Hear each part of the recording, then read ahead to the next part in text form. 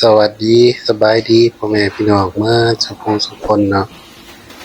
คลิปนี้ก็จะเป็นคลิปแรกของที่ว่าออกมาเฮ็ดเป็นวิดีโอให้ผู้ทานผู้ชมได้รับชมรับเบิ่งกันมื้อนี้ก็ผู้ค้าก็สิมาอ่าเว้าเรื่องแชร์ประสบการณ์เรื่องของการมาเฮ็ดเวียกอยู่ไทยเนาะว่าเป็นจั่งใดเนาะก่อนที่ว่าผู้ค้าที่ได้มาเป็นพ่อครัวเนาะต้องผ่านอิหยังมาแลแล้วก็ได้เฮ็ดอิหยังมาแลเนาะอันนี้ก็สิเป็นช่วงเวลาที่ว่าพาเข้าเวียกเข้างานเนาะเข้าเวียกเข้างานมาก็ต้องเตรียมหน้าเตาแล้วก็เปิดครัวก่อนเป็นอันดับแรกเนาะก่อนที่ว่าผู้ค้าจะมาเป็นพ่อครัวเนาะผู้ค้าก็ได้เฮ็ดเวียกเบิดทุกสิ่งทุกอย่างและทุกการเด้อที่ว่าเกี่ยวกับอาหารเนาะเป็นต้นว่าล้างจานก็เป็นเด็กเสิร์ฟเป็นเด็กยกอาหารเป็นบ้าน้ำเนาะก็ใช้เวลาในการศึกษาเฮ็ดมาเรื่อยๆจนว่ามาเนาะในครัวเนาะเพราะว่าในครัวนี่ก็เริ่มต้นแรกๆเลยก็สิมาเป็นผู้จัดผักให้เขาก่อนเนาะจัดผักเรียบร้อยติดจัดผักกระเตงขึ้นมาแล้วก็หลังจากนั้นก็สิขึ้นมาเป็นนาเคียงเตาทอดเนาะหลังจากนาเคียงเตาทอดก็สิเป็นหลักๆเลยก็สิแม่นเฮ็ดของสดเนาะเฮ็ดของสดเนื่องจากว่าเฮ็ดของสดที่ว่ามันเฮ็ดของสดนี่ก็จะเป็นพวกปลาพวกกุ้งพวกหมึกอิหยังจังซี่นะแล้วก็เฮ็ดได้หลายอย่างแหละที่ว่าเกี่ยวกับของสดเนาะที่ว่าเขาเอามาขายอยู่ในร้านอาหารนะแต่หลังจากที่ว่าผู้ค้าเฮ็ดเป็นทีนี้ก็เฮียนย่างเนาะเป็นย่างก็ย่างทุกอย่างเนาะเป็นว่าเผาปลาย่างกุ้งย่างหมึกย่างหอยจังซี่เฮาก็สิได้เฮียนเริ่มตั้งแต่ที่แรกขึ้นมาได้เลยเนาะหลังจากที่ว่าเฮาย่างอิหยังเฮ็ดของสดอิหยังก็เฮ็ดเป็นเบิดแล้วเนาะเฮาก็สิเริ่มขึ้นมาทอดได้บัดนี้แหละเริ่มขึ้นมาทอดแล้วก็แรกๆเขาก็สิทอดบ่เป็นก็สิมีลูกพี่เนาะลูกพี่คนไทยเนาะแต่ก่อนเขาก็อยู่นำคนไทยก็ลูกพี่คนไทยเขาเห็นเขาเฮ็ดเวียกดีเฮ็ดอันนั้นอันนี้ก็ดุมันขยันเขาก็เกิดความรักแพงเนาะอยากให้เฮาเฮ็ดเป็นนำนะอยากให้เฮามีอาชีพเนาะอยากเฮามีอาชีพเฮ็ดเขาก็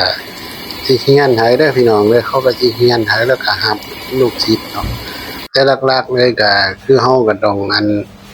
เอาใจเพิ่นน่ะเฮ็ดแนวใดก็ได้นะให้เขาอันสิดูโดนเฮาแล้วก็ให้เขาเฮียนถ่ายทอดวิชาให้เพราะว่าเฮาอยากเรียนรู้นำเขาเฮาก็ต้องเอาใจเขาเด้พี่น้องเพราะว่าเฮาอยากเฮ็ดเป็นเด้เพราะว่าเป็นหยังอยากเฮ็ดเป็นเนาะความคิดแรกๆของผู้ค้านี่ก็คือเป็นเด็กเสิร์ฟแต่ก่อนตั้งแต่สมัยก่อนนี่ก็คือได้มื้อละ200 250เป็นไงพี่น้องแล้วคันว่ามาเป็นคันว่ามาอยู่ในครัวนี่ก็สิได้มื้อ300บัดนี้ผู้ค้าแล้วก็เลยเกิดแนวคิดว่าคันว่าได้อยู่ในครัวมันก็คือสิดีกว่าเป็นเด็กเสิร์ฟจังซี่นะอันหลังจากนั้นผู้ค้าอยากเป็นอยู่ในครัวเนาะลูกค้าก็ได้เริ่มเข้ามาในครัวเนาะเขาใส่หยังก็เฮ็ดเบิดแหละขอแต่ว่าเขาใส่เนาะเขาก็เขาเว้าเขาว่าเฮาก็บ่ได้โต้ได้ตอบแล้วมีแต่ครับผมตลอดเนาะเพราะว่าเฮาอยากเรียนรู้อยากเฮ็ดเป็นคือเขาน่ะอยากมีเงินเดือนแพงๆคือเขาจักหน่อยคันว่ามาเป็นนาเคียงเตาทอดนี่ก็สิได้ประมาณจัก12,000 13,000เด้อพี่น้องอันขั้นตอนแรกๆเพราะว่าเฮาก็ยังบ่ทันเฮ็ดเก่งเด้หลังจากนั้นเขาเฮียนให้เฮาเป็นเนาะเอาเฮ็ดเป็นเฮ็ดหยังแล้วก็ขึ้นหน้าเตาทอดได้เนาะครับมีโอกาสเนาะกันว่าคนถอดออกจังซี่เฮาก็สิพยายามเนาะขึ้นไปแทนเขาเจ้านี่ก็เงินเดือนเฮาก็สิอัปขึ้นไปนำเลยมันก็สิเป็นแบบอัปตำแหน่งแล้วก็เงินเดือนเฮาก็สิอัปขึ้นไปนำเขาก็สิขึ้นให้พร้อม หลังจากที่ว่าเฮาขึ้นมาเตาทอดนี่เงินเดือนเฮาก็สิแพงขึ้นเนาะหลังจากที่ว่าเงินเดือน 13,000เนาะเฮาก็สิได้ขึ้นมาเป็น 15,000 เนาะ 15,000ก็คือว่าหลายแล้วเนาะก็เฮายังบ่ทันเฮ็ดอยากเป็นเนาะก็ถือว่ายังก็ได้หลายอยู่ค่าห้องค่าหยังเฮาก็ได้ก็เหลืออยู่เดือนหนึงก็สิเหลืออยู่ประมาณเดือนละ 10,000 เนาะคันเฮาได้เดือน 15,000 นะแล้วคันได้เดือน 12,000 นี่ก็คือว่าบ่พอหั้นแหละก็ได้เก็บประมาณมื้อ 7-8,000 9,000 จังซี่เนี่ยเพราะว่าแต่ละมื้อแต่ละเว้นเฮาก็สิกินนั่นกินนี่บางเทื่อเฮาก็อยากซื้อเสื้อเสื้อผ้าจังซี่นะมันก็สิบ่เหลือหลายคันว่าคันเฮาอัปหน้าที่ตำแหน่งขึ้นมาแล้วเฮาก็สิได้เงินเดือนเพิ่มแล้วก็เงินเดือนเฮาก็สิเหลือหลายเนาะหลังจากที่ว่าผู้ค้าขึ้นมาเตาทอดอะเนาะผู้ค้าก็ไปเฮียนฮู้กับนาเคียงเนาะนาเคียงก็คือนาเคียงหนึ่งเขาเอิ้นเคียงหนึ่งเนาะเชฟมันก็สิมีหลายตำแหน่งคือกันเด้อพี่น้องเด้อก็คือมีเชฟนี่ก็สิมีกระทะ1กระทะ2แล้วก็กระทะ3จังซี่เนาะหลังจากที่ว่าเฮาขึ้นเตาทอดได้แล้วเฮาก็เฮียนฮู้ไปเรื่อยๆเฮาก็สิมาเบิ่งพวกนาเคียงกระทะหนึ่งนี่มันเฮ็ดจังได๋แด่เนาะการเฮาก็มาเฮียนฮู้นำเขาเจ้าแหละเฮาก็แนมเบิ่งเขาซ้อมเบิ่งเขาไปเรื่อยๆแหละสิหาเขาเจ้ามาบอกเฮาแบบว่าเฮ็ดจังซี่จังซี่เด้อจับมือเฮ็ดอะมันเป็นไปบ่ได้ดอกพี่น้องเพราะว่าเขาก็ขี้คร้านสอนหั้นนะเขาสอนเฮาไปเขาก็บ่ได้หยังเนาะเขาก็บ่อยากสอนก็มีแต่เฮาจอบแนมเบิ่งนั่นแหละเบิ่งว่าเขาเฮ็ดจังไดเนาะสมมุติว่าต้มยำจังซี่ก็เขาใส่อิหยังแด่เฮาก็เบิ่งเขาก็มีข่าตะไคร้ใบมะกรูดเนาะแล้วก็เห็ดฟางแล้วก็หอมหยังมะเขือเทศจังซี่นะเฮาก็เบิ่งเขาแล้วก็เฮาก็ไปแนมเบิ่งเชฟกระทะหนึงเนาะว่าต้มยำนี่ใส่อิหยังแด่ก็สิเป็นพวกชูรสรสดีน้ำปลาน้ำตาลแล้วก็น้ำมะนาวเผ็ดเนาะที่ว่าเขาใส่ต้มยำอันนี้จะเป็นต้มยำน้ำใสเนาะที่ว่าขาเบาไปนี่เฮาก็แนมเบิ่งจังซั่นน่ะพี่น้องเฮาก็สิจอบแนมเบิ่งเขาไปเรื่อยๆเนาะก็เอาแต่ละเมนูมื้อนี้เมนูหนึงเฮาก็เพื่อเฮาก็จดไปเนาะคันเฮาจื้อบ่หมดจดไว้เด้อพี่น้องจื้อบ่หมดจดดีกว่าเพิ่นว่าแล้วหลังจากที่ว่าเฮาจื้อไปเรื่อยๆเนาะเฮาก็เวลาเขาเจ้าเป็นเจ็บเป็นไข้เนาะบางเทื่อก็บ่มีคนมาแทนจังซี่นะบ่มีคนมาแทนเฮาก็สิใช้โอกาสนั้นน่ะเพื่อความชินเคยเนาะเพราะเฮ็ดแทนเขาพี่น้องบ่ต้องไปคิดเด้อว่ามันบ่แม่นหน้าที่เฮาบ่ไปเฮ็ดเนาะคันเฮาบ่เฮ็ดเฮาก็บ่เป็นเด้อพี่น้องเฮาต้องได้เรียนเฮ็ดเนาะหลังจากว่าเฮาเรียนเฮ็ดเนาะเรียนเฮ็ดได้เฮ็ดมื้อละเมนู2เมนูก็ได้เนาะเพราะว่าเฮาอยากให้มันเกิดความชินเคยนะแต่เวลาเฮาไปโรงงานตัวจริงเนาะเฮาก็สิบ่มันผิดพลาดอิหยังเนาะหลังจากที่ว่าเฮาเรียนไปเรื่อยๆเนาะเรียนไปเรื่อยๆเรียนรู้สิ่งใหม่ๆไปเรื่อยๆเนาะก็เกิดความชินเคยได้บัดเนี่ยคันว่าเฮาเกิดความชินเคยแล้วเฮาก็อยากเป็นเนาะกันก็คือเก่าล่ะพี่น้องกันสมมุติว่ามีเซฟกระทะ1กระทะ2กระทะ3สิกันเซฟกระทะ1นี่ต้องเฮ็ดเป็นหมดทุกอย่างนะพี่น้องความรับผิดชอบเฮากันว่ามีเซฟกระทะ2หรือว่ากระทะ3นี่ออกจังซี่เฮาก็สิขอขึ้นไปแทนเลยเนาะก็เว้ากับเจ้าของร้านหรือว่าทางร้านก็มีผู้จัดการเนาะก็ว่าบอกเขาว่าเนี่ยข้อยเฮ็ดได้เด้อจังซั่นจังซี่เฮาก็บอกเขาไปเนาะแล้วเดี๋ยวข้อยสิหาคนมาแทนเตาทอดแล้วข้อยสิขึ้นไปผัดจังซี่เฮาก็ล้มเขาพี่น้องเขาก็สิเฮ็ดอาหารเฮาน่ะเฮาก็บางเทื่อเขาเห็นเฮาเฮ็ดเป็นอยู่แล้วเฮาก็มันก็สิง่ายไปเองนะพี่น้องมันก็สิเป็นอัตโนมัติไปเลยเฮาก็ขึ้นไปแล้วก็ ไปผัดแต่เขาเจ้าเนาะไปต้มยำไปเฮ็ดอิหยังก็แล้วแต่น่ะก็ต้องเฮ็ดเป็นเด้อพี่น้องเฮาว่าคันเฮาว่าเฮ็ดได้สิเฮาต้องเฮ็ดเป็นเด้อคันสมมุติว่ามีเมนูมาแล้วเฮาเฮ็ดบ่เป็นนี่เขาสิเบิ่งเฮาว่าเฮานี่เฮ็ดบ่เป็นน่ะก็สิอยากลดเงินเดือนเฮาแหล้วพี่น้องหลังจากเฮาขึ้นมาเนาะเฮาขึ้นมาเป็นเชฟกระทะ2หรือว่ากระทะ3เนาะแต่ว่าเฮาอย่าฟ้าวไปอันขึ้นกระทะ1เด้อพี่น้องเพราะว่าความรู้ความสามารถเฮายังบ่ฮอดถึงขั้นนั้นเนาะเพราะว่าเฮายังบ่ได้ศึกษาหลายเทื่อเฮาต้องไปทีละขั้นตอนเนาะหลังจากที่ว่าเฮาขึ้นไปกระทะ2หรือว่ากระทะ3เนาะเฮาก็สิใช้สกิลเก่าแหละพี่น้องเฮาก็เบิ่งกระทะหนึ่งเนาะว่าเฮายังเฮ็ดอิหยังเป็นเทื่อเนาะเฮาก็สิเรียนรู้นำเขาไปเรื่อยๆพี่น้องเรื่องเงินเดือนก็สิอัปขึ้นมาอีกตึมเนาะหลังจากที่ว่า 15,000 นี่ก็อาจจะได้ประมาณสัก 17,000 18,000 เนาะกระทะ2กระทะ3นี่เนาะมันก็สิเป็นจังซั่นเนาะเรื่องเงินเดือนนะคันว่ากระทะหนึงนี่ก็สิประมาณสัก 20,000 นะพี่น้อง20,000 25,000นะที่ว่าลูกค้าเคยผ่านมานะเขา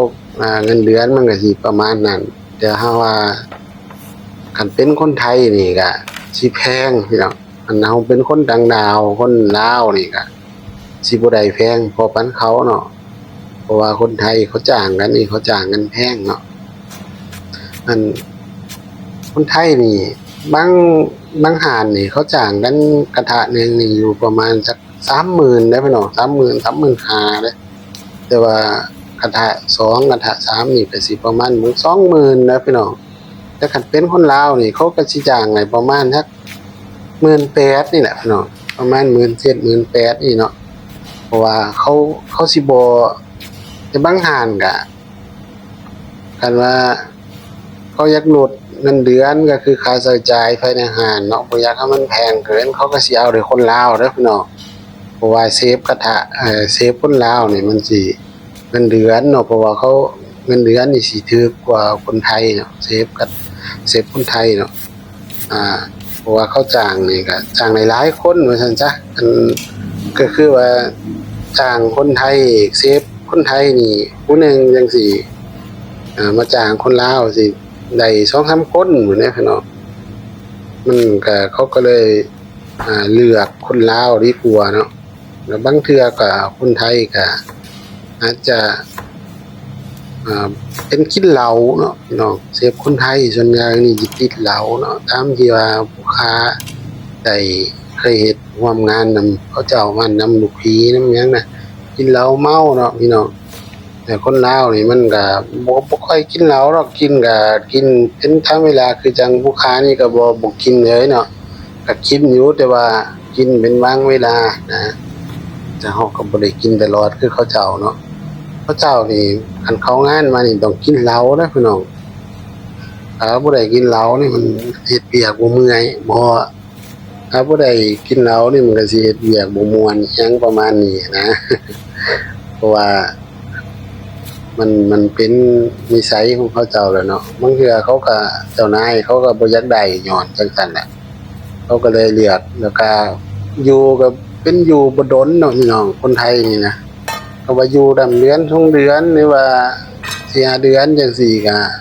อยากออกแล้วเนาะเพราะว่าเห็นบ่อนมาดีกว่าสิเขาเจ้าก็สิไปเลยเด้คนไทยมันจึงเป็นสาเหตุที่ว่าเขาเจ้าบ่ค่อยอยากได้คนไทยเนาะ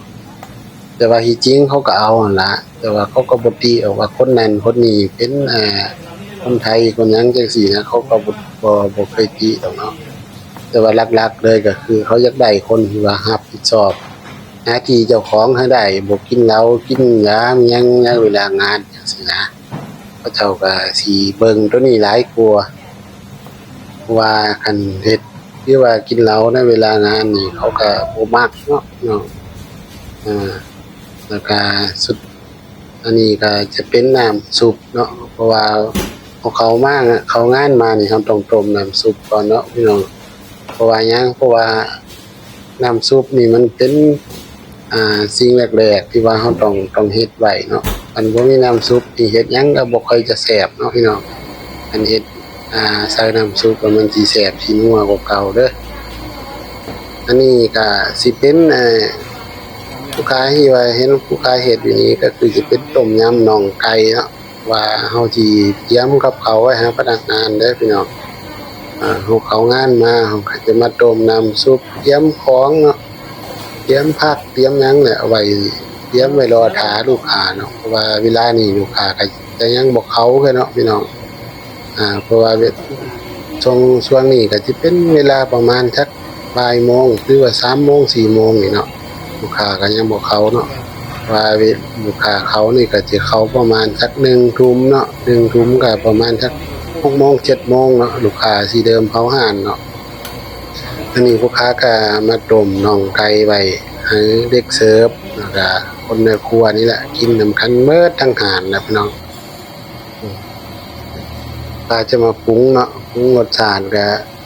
ต้มยำอยู่ประเทศไทยนี่ก็คนก็หากว่าคนใดเคยมาเนาะก็สิฮู้ดีว่าอาหารไทยเป็นจังไดเนาะสำหรับว่าแต่สำหรับคนที่ว่าบ่ได้มาประเทศไทยเนาะบ่มีโอกาสมาหาเงินอยู่ประเทศไทยจังซี่ก็สิบ่ค่อยฮู้เนาะเรื่องรสชาติอาหารของไทยเนาะคันว่าประเภทต้มยำนี่มันสิเปรี้ยวสิส้มหมดทุกเมนูนี่แหละพี่น้องเพราะว่าขึ้นชื่อว่าต้มยำนี่มันต้องส้มเนาะอันอยู่ประเทศไทยนี่เนาะแล้วก็อยู่บ้านเฮาเราก็ว่าต้มนี่ก็คือจืดเนาะแต่ถ้าว่ามาประเทศไทยเดี๋ยวอยากกินแบบว่าจืดคืออยู่บ้านเฮาจังซี่บ่ใส่น้ำมะนาวบ่ใส่น้ำมะขามจังซี่ก็ต้องสั่งเป็นว่าต้มจืดเนาะว่าต้มจืดนี่ก็สิเป็นแบบต้มจืดเต้าหู้ต้ม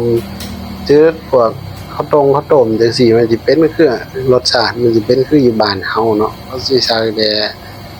ชูรสรสดีน้ำซีอิ๊วขาวจังซี่นะแล้วก็สิใส่แต่เท่านี้เนาะประเภทต้มจืดเนาะแล้วก็ต้มยำนี่มันต้องเปรี้ยวเด้อพี่น้องอยู่ประเทศไทยเนาะมันต้องเปรี้ยวก็มีน้องๆหลายคนเอามาเฮ็ดเวียกอยู่นำผู้ค้าก็มาแรกๆก็กินก็โอ้เปรี้ยวขนาดเพิ่นว่ากินบ่ได้เลยมันเปรี้ยวหลายมันเปรี้ยวคักเพราะว่าเขาเจ้าอยู่บ้านเฮานี่เขาบ่กินเปรี้ยวเนาะบ่กินเผ็ดบ่กินเค็มบ่กินส้มคือจังอยู่ประเทศไทยเนาะช่วงแรกๆสิปรับโตบ่ได้เนาะหลังจากที่ว่าปรับโตได้แล้วมันก็แซ่บเด้อพี่น้องกินที่ว่าผู้ค้ากลับไปบ้านนี่คันมันโดนเฮาบ่ได้กินต้มยำกินต้มยำแบบส้มๆเผ็ดๆคืออยู่ประเทศไทยเฮาก็สิคิดฮอดเด้อพี่น้องค่อยก็สิพยายามเฮ็ดกินเนาะแต่ว่าภายในเรือนนี่เขาเจ้ากินนำบ่ได้ดอกเพราะว่าข้าพเจ้าเองก็สิกินส้มหลายพี่น้องแต่ว่าเฮาเฮ็ดให้ลูกค้านี่เฮาก็สิเฮ็ดพอกลางๆเนาะเฮ็ดให้เด็กเสิร์ฟให้คนทั่วไปกินเฮาก็สิเฮ็ดกลางๆคันหาว่าลูกค้าว่ามักเปรี้ยวเดี๋ยวเขาก็สิสั่งเป็นรสจัดมาเด้อพี่น้องเขาว่าสั่งรสจัดมาแล้วเฮาก็สิเฮ็ดแบบจัดเต็มขีดเลยนะเปรี้ยวส้มเผ็ดนัวหยังก็เฮาก็สิใส่มันเป็นรสจัดเลยหลังจากว่าเฮาเฮ็ดต้มยำเฮ็ดหยังไว้ให้เด็กเสิร์ฟเรียบร้อยแล้วเฮาก็สิมาแบ่งเด้อพี่น้องอันผู้ตักอันนี้ก็สิเป็นหน้าเคียงของข้าพเจ้าเองเนาะเฮาก็เฮ็ดเรียบแล้วก็ให้เขามาแบ่งมาหยังกันไปกินเนาะเลิกแบบพี่น้องประมาณ2 ทุ่มนี่เนาะอันนี้เนาะลูกค้าเขาแล้วได้นี่เขานี่โอ้บ่ได้หยุดบ่ได้หย่อนเลยพี่น้องอันนี้ก็สิเป็นหม้อแจ่วฮ้อนเนาะเอิ้นแจ่วฮ้อนในที่ว่าอาหารผู้ขายอยู่นี่เขาก็สิขึ้นต้นเลยเพราะมันนายฮ้อยแจ่วฮ้อนเนาะพี่น้องก็สิเป็นเมนูติดอันดับหนึ่งเลยที่ว่าลูกค้าแต่ละโต๊ะมานี่ก็ถือว่าสั่งตลอดเนาะสั่งทุกโต๊ะนะพี่น้องส่วนหลายก็สิสั่งเนาะอันนี้ลูกค้าก็สิมาผัดเขาเนาะเป็นที่ผัดเขานี่ก็เขาผัดนี่ก็ขายดีพี่น้องอาหารนี่ขายดีสั่งตลอดเนาะได้มากินแล้วว่ามันแซ่บเนาะเขาก็สั่งตลอดเพราะว่าเฮาต้องเฮ็ดให้มันถึกปากเขาได้คนไทยเนาะเขาสิไปเฮ็ดคือ เฮ็ดคือของกินอยู่บ้านเฮานี่บ่ได้เด้พี่น้องเฮาต้องเฮ็ดให้มันถึกปากเขาเลยเพราะว่าของกินอยู่บ้านเฮากับของกินอยู่บ้านเขานี่มันบ่คือกันเนาะเฮาต้องได้เฮ็ดให้มันถึกปากเขากระทะนี่ส่วนหลายที่ว่าผู้ค้าเอามาผัดเฮ็ดข้าวผัดนี่เนาะเฮาก็สิใส่กระทะเล็กเนาะกระทะเล็กแล้วก็เอามาลนไฟมาเผาไฟให้มันให้สนิมมันเซาเนาะเพราะว่าคันถ้าเฮากระทะเล็กนี่คันถ้าเฮาบ่อันบ่เผาไฟบ่เอาน้ำมันใส่ไว้มันสิเป็นสนิมมันสิเป็นขี้เมียงเด้อพี่น้องมันสิเป็นขี้เมียงเหลืองเลยเด้อเวลาเฮามาเฮ็ดกินเนี่ยเฮาก็บ่กล้าเฮ็ดกินเนาะเพราะฉะนั้นเฮาต้องได้เผาไฟแล้วก็เอาน้ำมันเสร็จไว้เนาะมันสิบ่ขึ้นสนิมพี่น้องแล้วมื้อหน้าแล้วผู้ค้าที่มีโอกาสแล้วผู้ค้าสิมาเฮ็ดคลิปอันนั่นให้เบิ่งเนาะเป็นอันวิธีเผากระทะเนาะผู้ค้าสิมาเฮ็ดให้เบิ่งว่ามันเฮ็ดจังไดเนาะอันนี้ทั้งกระทะนี่ผู้ค้าสิใส่ไว้ผัดข้าวผัดอย่างเดียวเนาะหลังจากผัดข้าวผัดแล้วเนาะเฮาก็สิพักผ่อนเพิ่นไว้เนาะเฮาก็สิเอากระทะ2ลงมาใส่เนาะเฮ็ด ช่วงนี้ก็วุ้นแน่จักหน่อยเนาะเพราะว่าลูกค้ากำลังเขาหลายเลยแหละเพราะว่าลูกค้าเฮ็ดอยู่ห้านนี้เนาะทั้งพัดทั้งทอดเด้อพี่น้องทั้งพัดทั้งทอดทั้งต้มยำเนาะก็คือว่าตกอยู่บนลูกค้าเฮ็ดเบิดทุกอย่างเนาะที่ผู้เห็นเสลียงหันก็คือเมียลูกค้าเนาะอันนี้เพิ่นมาซอยทอดเนาะเพราะว่าลูกค้าเฮ็ดบ่ทันเนาะว่าเป็นก็สิเป็นมื้อยำเนาะมื้อยำมื้อตำที่แรกเมียนี่ก็เฮ็ดหยังก็บ่เป็นดอกพี่น้องที่แรกก็ได้เป็นเด็กเสิร์ฟเนาะเมียลูกค้านะมีแต่คอยนี่แหละมาฝึกมาหัดเขาเนาะมาฝึกให้เพิ่นเฮ็ดจังซั่นยำมันนี่ก็โอ้ถือว่ายากอยู่พี่น้องเอามาฝึกเอานี่เพราะว่ากันว่าเฮาไปเฮ็ด2คนยากหายากเด้พี่น้องที่ว่าเฮาสิมาเฮ็ดคู่กันได้จังซี่นะเพราะว่าบ่มียากกันนี่นะที่ว่าเฮาเฮ็ดกันนี่เฮาเฮ็ดนำกันนี่มันก็สิได้เงินเดือนเพิ่มขึ้นพี่น้องเพราะว่ามื้อยามนี่ก็สิประมาณสัก 15,000 16,000 17,000เนาะก็แล้วแต่ห้านเนาะเขาหาเนาะแต่ส่วนหลายแล้วก็มื้อยามมื้อตำนี่ก็บ่หลุด15,000เนาะแล้วเฮาก็มันกัน2ผัวเมียเฮ็ดนำกันมันก็สิตกหลายอยู่พี่น้องเดือนหนึงเนาะก็บ่ค่อยมีดอกส่วนหลายก็อันผัวเป็นอยู่ในครัวเมียก็ต้องเป็นเด็กเสิร์ฟเนาะส่วนหลายนะเพราะว่าเขาบ่มันจะบ่ค่อยเฮ็ดเป็นเนาะผู้หญิงเขาก็บ่อยากเฮ็ดแต่ว่าเมียผู้ค้านี่ก็คือที่แรกนี่ก็คุมมาได้พี่น้องคุมให้เฮ็ดเป็นเนาะเฮาก็ว่าก็ด่าเอากันเฮาบ่เว้าแฮงหรือว่าบ่ด่านี่ก็สิเฮ็ดชื่อยากเนาะชื่อแต่ที่แรกรูดเดึงก็ลืมเนาะกำกับขึ้นมาหามเฮาเพราะฉะนั้นแล้วเฮาก็ต้องได้ว่าได้อันนั้นให้จักหน่อยเนาะคันเฮาว่าเฮาด่านี่มันเราก็สิชื่อไวเรื่องนี้เพราะว่าเขาชื่อว่าเฮาด่าเขาเนาะแม่นเขาชื่ออาหาร เฮาก็สิได้เปรียบตอนนี้แหละ หลังจากที่ว่าลูกค้าก็เขาหลายพี่น้องเดี๋ยวมื้อหน้านั้นผู้ใดอยากเห็นคลิปเกี่ยวกับบรรยากาศที่ว่าผู้ค้าอยู่ห้านจังไดเนาะก็สามารถติดตามเบิ่งในFacebook YouTube เนาะหรือว่าไปติดตามทาง Facebook ก็ได้เด้อเพราะว่าผู้ค้าก็ได้ถ่ายคลิปลงอยู่หลังจากที่ว่าผู้ค้าพัดมาเรื่อยๆเนาะเขาสั่งเขาก็สิพัดไปแต่ละเมนูละเนาะพัดไปเลยๆเนาะแต่ว่าพยายามเฮ็ดให้มันไวๆนะมันทันลูกค้าเนาะเราต้องได้เฮ็ดไวพี่น้องอันเฮาเฮ็ดบ่ไวนี่บ่ได้เด้พี่น้องเขาทาโดนนี่เขาหิวเขานี่เขาก็สิเจอหายงุนงิดเด้พี่น้องเพราะฉะนั้นแล้วเราต้องได้เฮ็ดพยายามเฮ็ดให้มันไวๆเนาะเพื่อว่าเฮาสิมันทันลูกค้าเนาะเวลาเจ้าของห้านเขามาเบิ่งก็ดีใจเนาะดีใจแล้วก็เกิดความอยากจ้างเฮาแล้วก็อยากเพิ่มเงินให้เฮาเนาะเพราะว่าเฮาเฮ็ดได้ดีจังซี่นะ เราต้องเฮ็ดพยายามเฮ็ดให้มันถูกใจเขาจักหน่อยเนาะบ่แม่นว่าสิเฮ็ดตามอารมณ์เจ้าของเนาะอันนี้ก็สิเป็นวิธีการปรุงเนาะหน้าเตาของผู้ค้าก็สิอยู่ประมาณนี้แหละพี่น้องมันอาจจะเบิ่งก็สิวุ่นๆเด้จักหน่อยเนาะแต่ว่ามันก็สะอาดเรียบร้อยดีเนาะแล้วก็เครื่องปรุงนี่เฮาต้องไปใส่เป็นโหลไว้เลยพี่น้องเพราะว่าเวลาเฮาตักเวลาเฮาตักเฮาหยังเฮาก็สิได้มันสะดวกสบายเฮาเนาะก็สิได้ใส่เป็นโหลไว้อันใดที่ว่ามันเป็นควรเฮาก็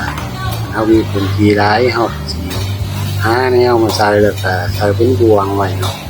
อันบวงนี่เฮาก็สิเอาบวงที่ว่ามันพอดีตวงใส่เลยเนาะอย่างว่าน้ำมันหอยจังซี่ว่าผัดกะเพราสิ